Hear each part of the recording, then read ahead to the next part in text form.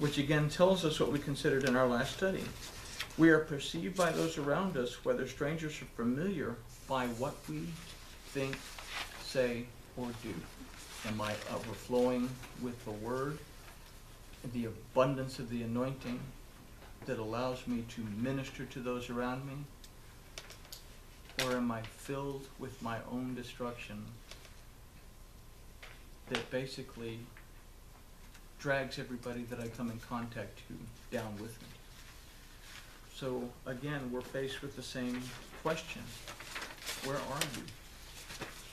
But in our study of Babel, hopefully we've come to the conclusion that it isn't a jealous and wrathful God of the Old Testament that intentionally went out of his way to really mess things up for humankind and not allow them to build that tower because he was afraid that they would be better than him.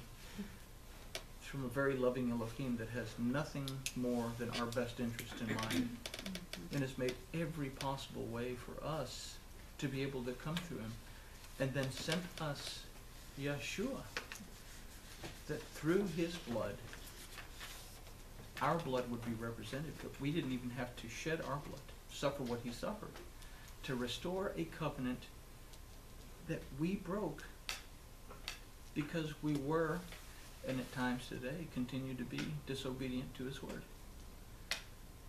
He loves us. He loved us in such a way that he sent Yeshua, that if we would believe and receive, not only will we receive life, but that we would also have the authority to be called the children of Elohim. And that is the conclusion of our study of the Tower of Babel. Next week we'll start the generations of Shem.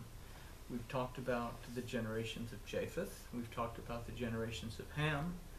So now we're going to talk about what we would perceive as the good guy in all this, Shem, from whom came Eber, and from whom came the Hebrew people, Abraham, Isaac, Jacob, and the promise.